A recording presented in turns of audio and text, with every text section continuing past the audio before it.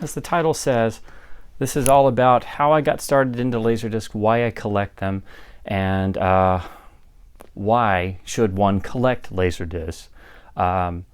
So let's keep it simple. I got started kind of by accident. I've always had a love of looking at vintage technologies, whether it be gaming consoles, but especially video formats. I always loved finding out how things worked, what the best possible quality you could get at the particular time that the format existed, and of course, namely because it's much cheaper later on. So a lot of things I grew up seeing in stores that I could never possibly afford or didn't know too much about, later on I started tinkering with, and I find them in thrift stores or various comic shops, video stores, you name it.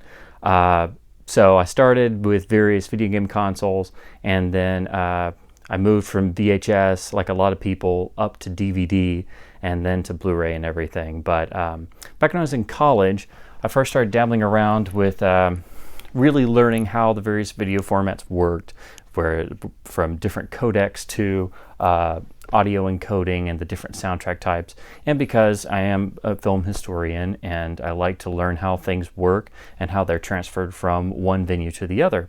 So I always knew there was a jump between, the jump between VHS and DVD. There were a couple things in between. And after doing some research, I suddenly remembered seeing LaserDiscs on the shelves in stores when I was a kid. I wondered what these big giant boxes were, these big fantastic looking discs that also had a fantastic astronomical sticker price on them. I was just always told by the various store associates that they were LaserDiscs, and they were far too expensive for me, being a little 5 or 10-year-old, and I shouldn't even bother with them because they were only for the rich people. But anyway, so it was simply because I wanted to see two particular film series, the way I grew up with them, and but in the best possible quality, meaning letterboxed in the correct aspect ratio, with the original soundtracks with as little compression involved. Those being the original Star Wars trilogy and the James Bond series. Because both of those, when their remastered DVDs came out, I noticed all kinds of things being suddenly different from what I was used to watching them on tape and broadcast, and I'd grown up with them. I knew every inch of them. And also because I wanted to see the old 1997 Star Wars special editions, which of course are a completely different version from what was later released on DVD, and then the even newer special edition that came out on Blu-ray. So there's multiple different editions, and I wanted to see what came out in '97 again without going back to my VHS copies. So that's what led me to looking at LaserDisc, and really that's what got me to go down the rabbit hole, and I still am falling and now have almost 600 titles. So what you quickly find out is when you're buying LaserDiscs, you go for one and you end up having to pick up entire lots because people just give them away for practically nothing. They don't really know what they're worth, they don't know about them, and they don't seem to want to know. They just think they're large movie records. You'll find a lot of times they get mispriced or mislabeled as records. But anyway, so that's how I got into it. And just for a brief technical specifications, the discs are 12 by 12. Here's one, for example. This is MGM's King Solomon's Mines. So you'll see it does look very much like a record LP because it practically is the same dimensions, same printing type, but the jackets are always usually a little bit thicker and a little bit stronger because the discs themselves are not lightweight like an LP. Let me slide this out. Of course, they have nice polylined inner sleeves. A lot of times you'll find they have cheaper plastic ones, but you'll want to replace them with ones like this. But just so you know, this is what one looks like. Of course, it basically looks like a 12-inch CD or DVD, and it's double-sided, just like early DVD flipper discs were, or DVDs that have two sides with multiple features. Now, people will always complain that you have to flip the movie over. Well, yes, that's true, And there are two different types of LaserDisc. There's the CAV format for constant angular velocity, and the CLV format for constant linear velocity.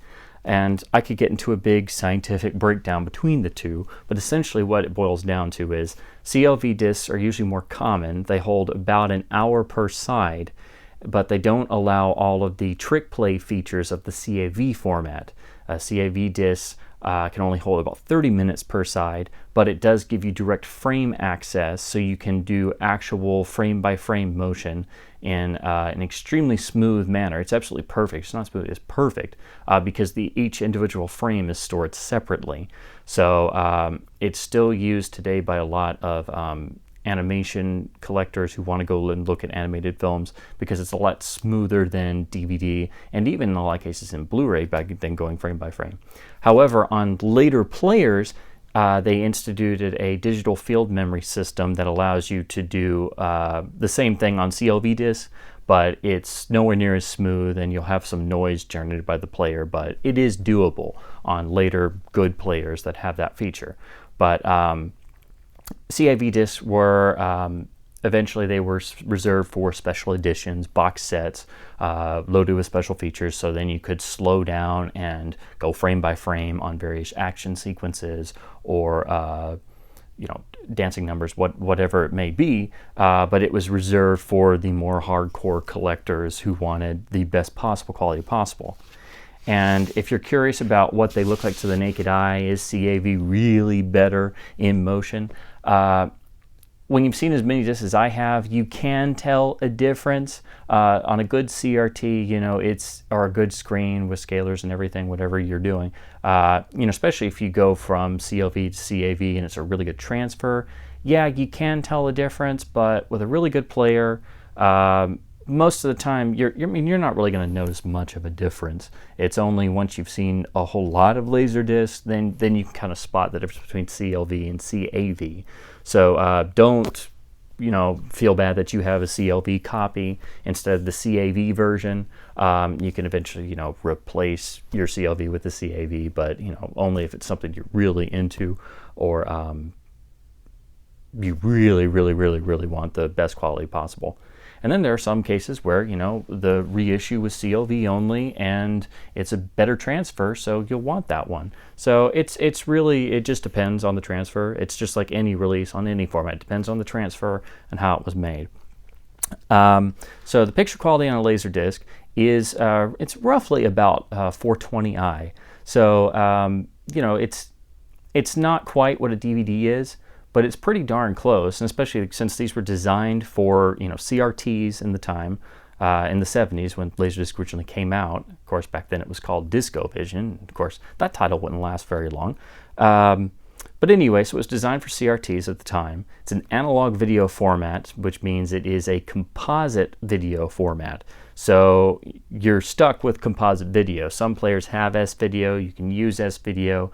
On some setups it can help, but most of the time you want to stick with the plain composite.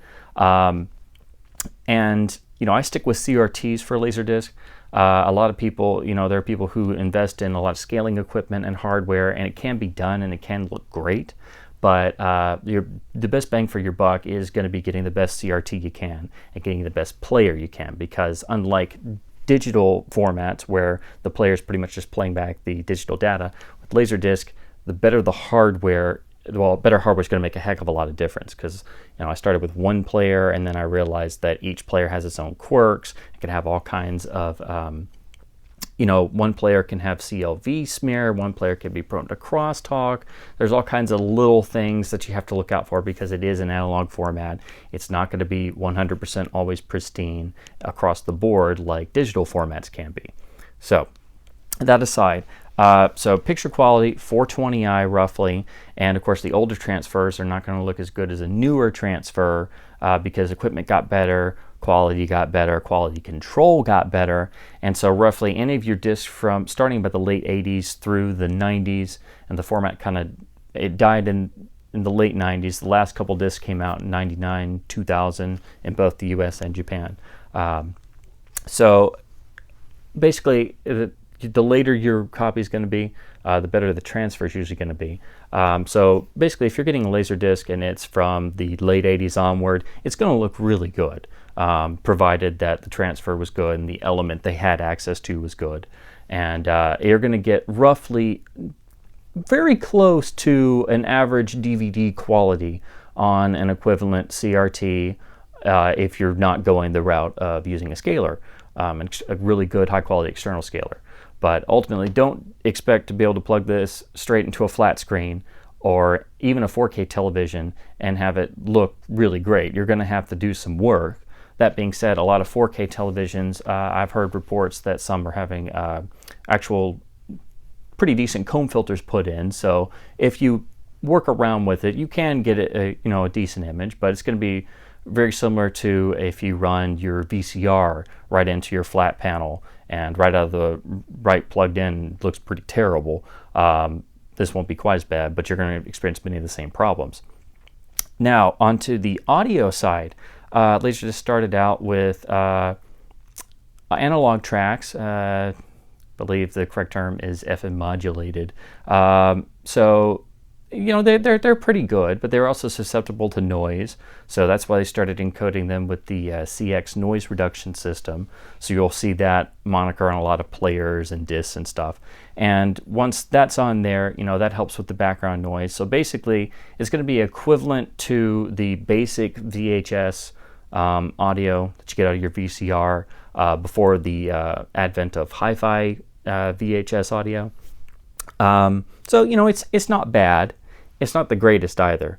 The really big thing that happened and what got me to start collecting these and really pushed me over the edge was when they added digital soundtracks, because they realized, even though the disc and the technology was an analog video format, once the advent of the CD came around, they used the same 16-bit 44.1 kilohertz mastering levels of the, well, not mastering levels, but quality levels of the CD and applied it onto space on the LaserDisc, so then they could carry a digital soundtrack with the same quality you got from a CD.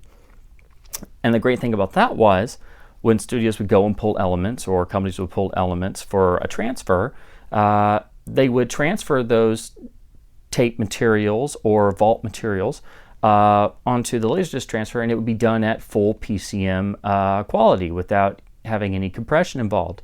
And they also either weren't or didn't have the ability to do much remixing back in the day. So the real benefit is you're getting nice, practically untouched audio tracks from the source, even sometimes from the original magnetic stems from the recording sessions or the theatrical track masters, and basically the best elements the studio have, and a lot of times the same ones they have now that are used on later releases, but without the modern practices of near-field remixing, dynamic range reduction, and the loss of dynamic range, because the loudness war that has occurred in music over the past 20-30 years has also been kind of trickling over into the video world, and very few people know of or even acknowledge this. They just, if you read a review of like a Blu-ray, they say, oh, the audio sounds great, or it's the original mono, or it's a remix of the original audio track, and they don't even get into comparing it to previous versions, or even thinking about overzealous cleanup in the digital realm or dynamic range reduction, etc., etc. So that's what really got me hooked on these. And then a lot of times, if it's a classic like this film, for instance, King Solomon's Mines, it's the same master and transfer as the DVD, and this has a better audio track because it's the same audio track, but it's PCM as opposed to lossy Dolby Digital on the DVD. So if you're like me and you're as much of an audiophile as you can afford, and you're a big movie geek, a lot of times the better, more modern releases can have a soundtrack that's not as good as the old release. So that's another reason why you always want to double check something before you go to get rid of it when you upgrade, because a lot of times you'll find that you have to keep multiple copies of the same movie, and then you get to a point where you have 5, 10, 15, 20, 40 copies of Star Wars. But that's just an isolated incident. But anyway, so the digital PCM tracks are a wonderful resource. And then later on in the 90s, they came up with a way to add Dolby Digital AC3 5.1 as evidence on this release of Strange Days. What they did was they took over the right analog track, and by using RF modulation, encoded the entire 5.1 digital stream onto that track. And then if you had a player that had the correct output, you ran that into an RF demodulator and then ran that into your receiver, and you had the Dolby Digital 5.1 AC3 intact and could play it back. Now, of course, this is limited to 16 bits at 384 kilobits per second, just like the first version of Dolby Digital on DVD. But the benefit is, most of the time, these actually sound superior because they're the original theatrical audio masters without dynamic range compression and remixing. And a lot of times, they still pack quite a wallop, and you can make comparisons. Sometimes they'll sound the same if the later versions weren't remixed, but there are a lot of cases where the LaserDisc actually sounds really, really outstanding, even though it's a very small, lossy Dolby Digital stream.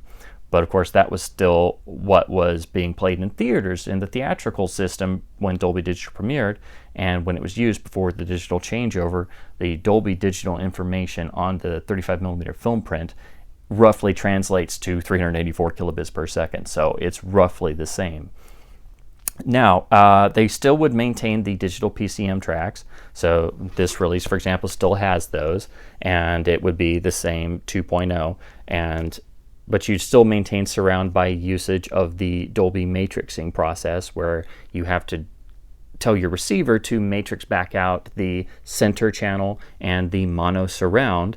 And of course, that means on all 80s and 90s films that were mixed for that, you have that original 2.0 matrix mix on the LaserDisc in PCM, as opposed to having it lossy encoded on DVDs and Blu-rays, or just not present at all, in favor of 5.1 or 7.1 remixes.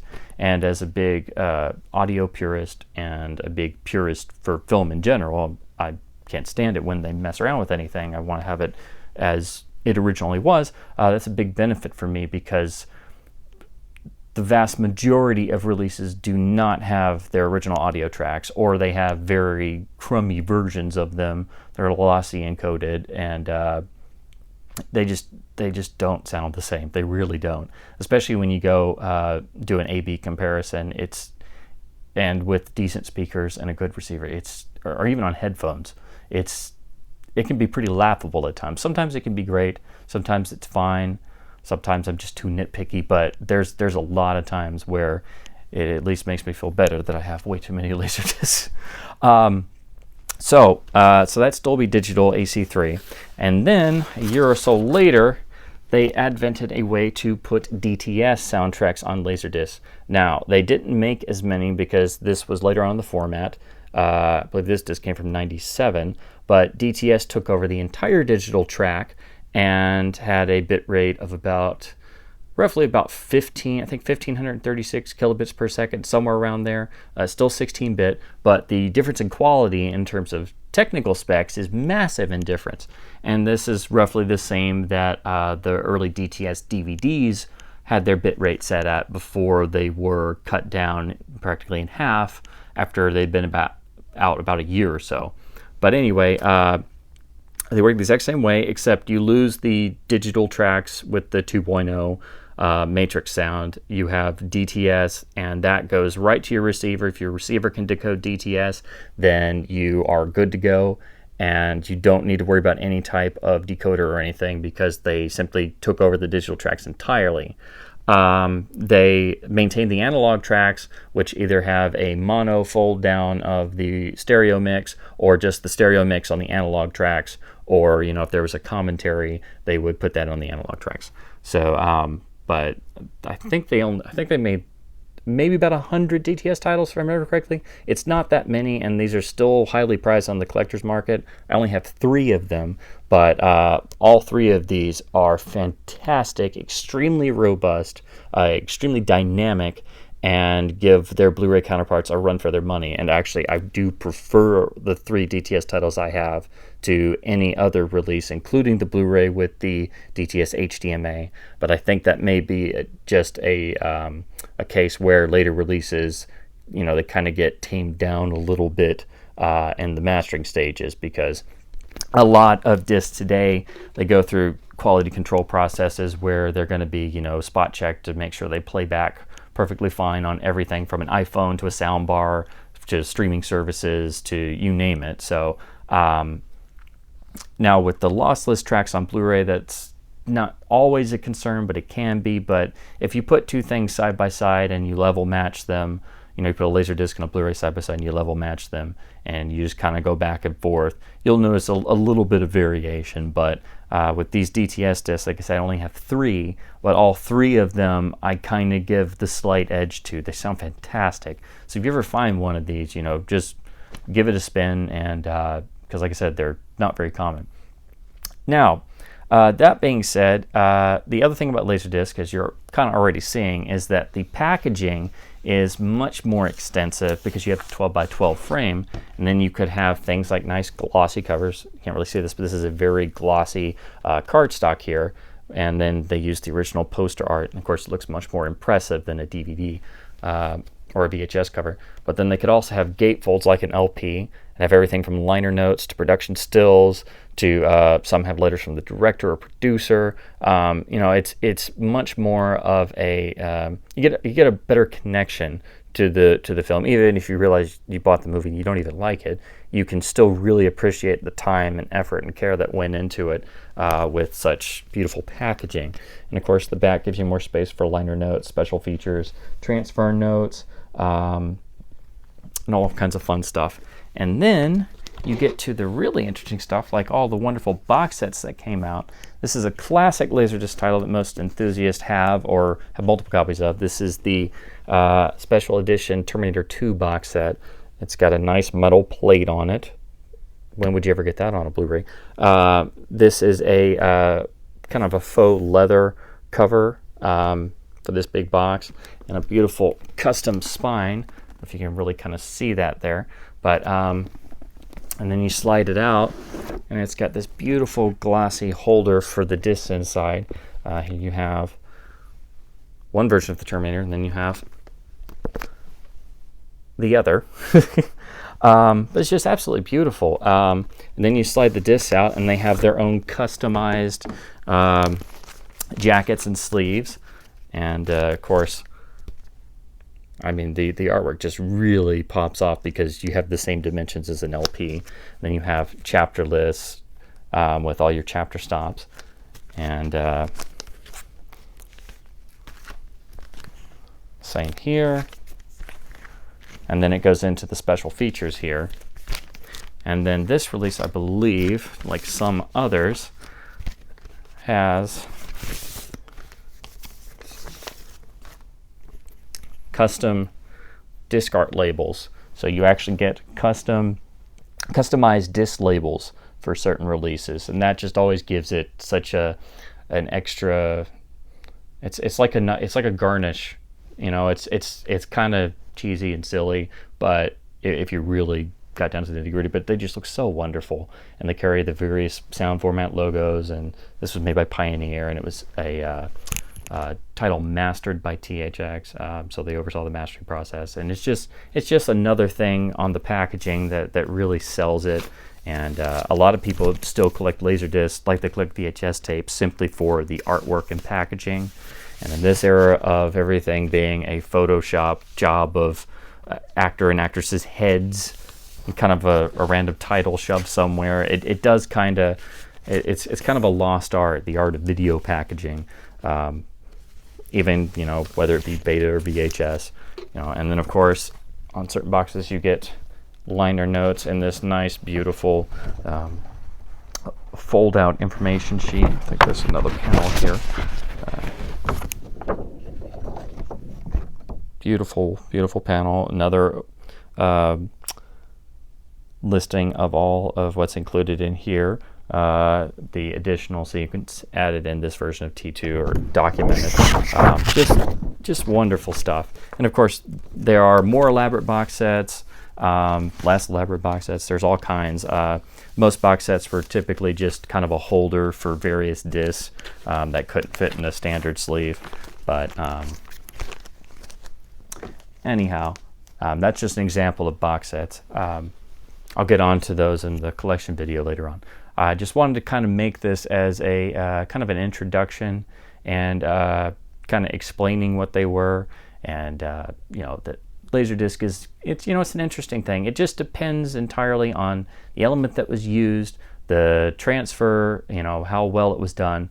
But it's kind of an artifact of an earlier time. This was the best quality you could get in the home for, practically from the late 70s up through the advent of DVD. And then the early DVDs were, they were practically LaserDisc masters, and a lot of them were not very well made and full of compression noise and all kinds of other defects. And the earliest ones were you had to flip them in half. When the movie's half over, you had to flip them over just like a LaserDisc. So it took them a couple years to really get all the kinks worked out. And even to this day, I still find DVDs that are the exact same master as the LaserDisc, and that's not all. The DVD version is not always an improvement over the LaserDisc.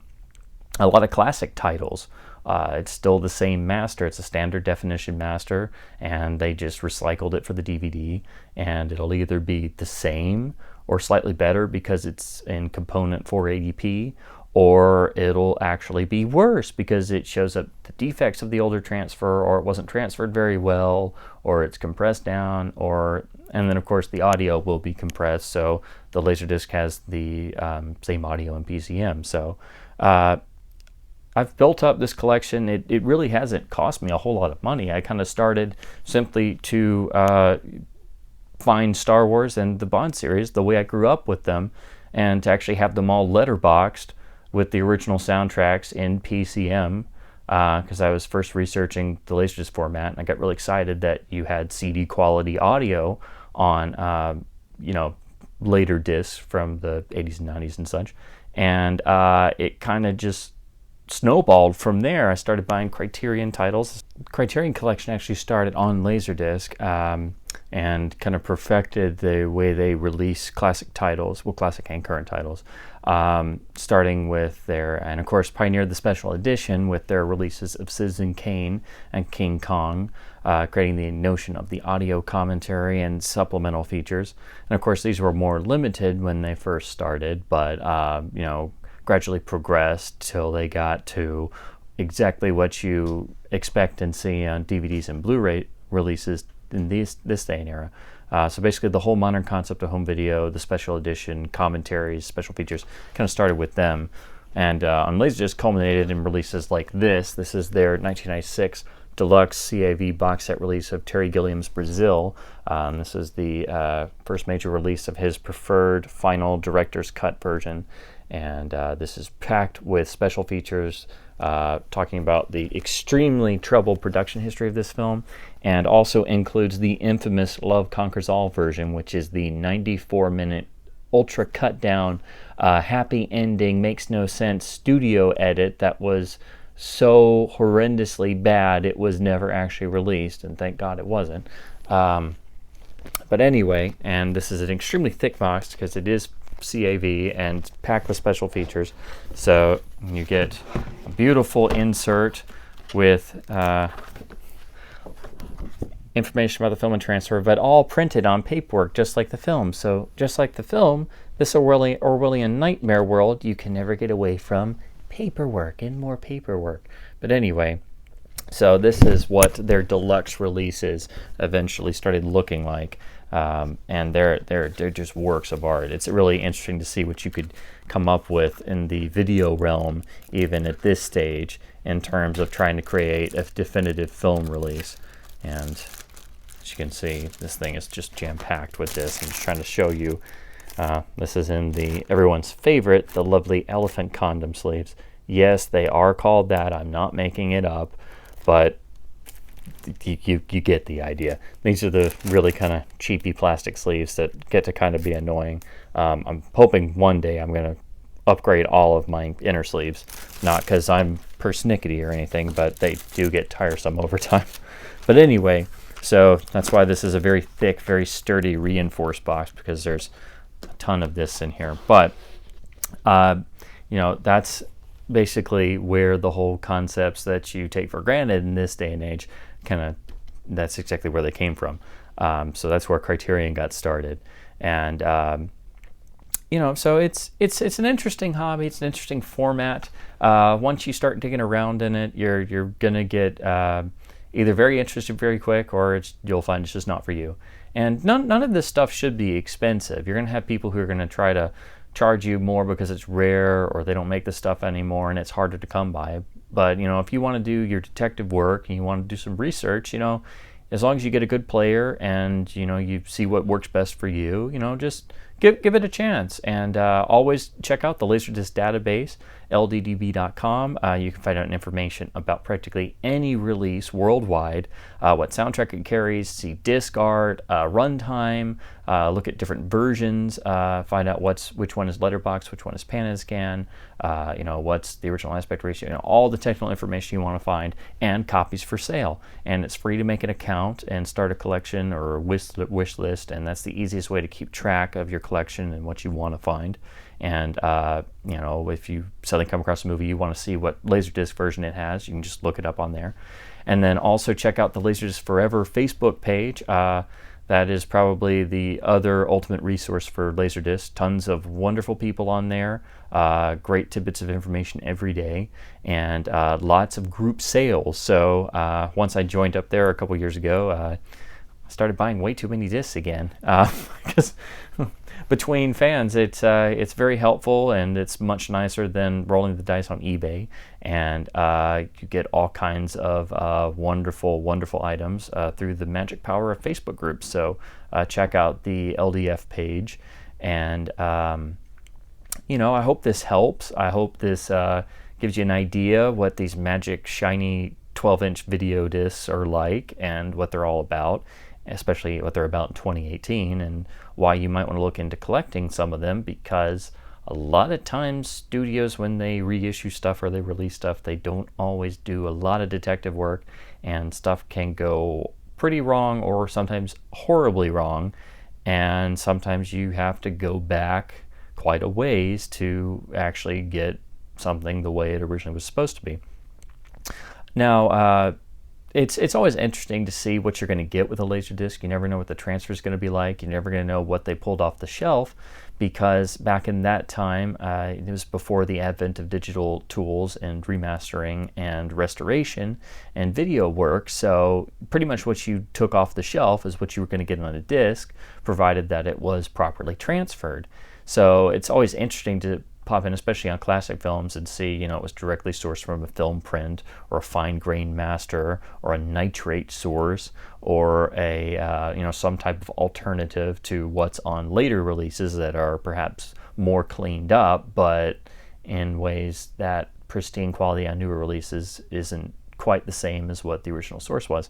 And a case in point, just this past weekend, a couple of days ago, I got the chance to see a beautiful 35mm print of Howard Hawks' classic Bringing Up Baby, which I've seen 1,000 times. I'll see 1,000 more times. It's one of the great jewels of the American film medium. I mean, if you haven't seen it, go see it immediately. But that being said, it was from the Museum of Modern Art collection. They have this vast archive, and they also store titles for film studios, because film studios store their preservation materials in different places across the country due to the preservation idea of separate things, so in case something happens at one vault, that your other stuff is safe because it wasn't all in the same place. So they have all kinds of materials stored for, especially a lot of fine grain and preservation materials stored for Warner Brothers, who of course owns the RKO library from the Turner deal. And of course, Turner's part of Warner Brothers. It's all the same alphabet soup now.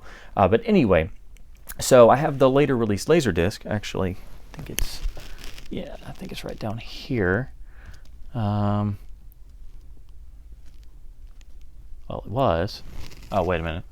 This is what happens when you have way too many discs, and then you're trying to find something, and here it is. Why it helps to have nice shelves. This later image release with the RKO and Turner Heritage Collection. I think it's from about 96 or 97. But anyway, this is actually sourced from a 35mm print, so it has scratches, damage, and cue changeover marks, but it looks beautiful. It's got a nice, really wonderful, I hate to say analog quality to it, but it does. And because it is a direct film print transfer, you know, the DVD release is cleaned up a bit.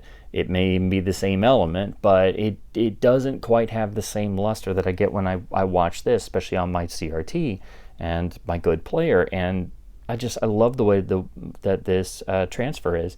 And lo and behold, when I went and saw that print a couple days ago, I was shocked to see the exact same damage marks, the exact same cue changeover marks, which leads me to suspect that this was probably mastered from that same source stored at MoMA. And you know, it's really wonderful to see things like that where you get pieces of history encoded on a LaserDisc that, you know, are not necessarily going to be the same or going to be different from what's on the later pristine version.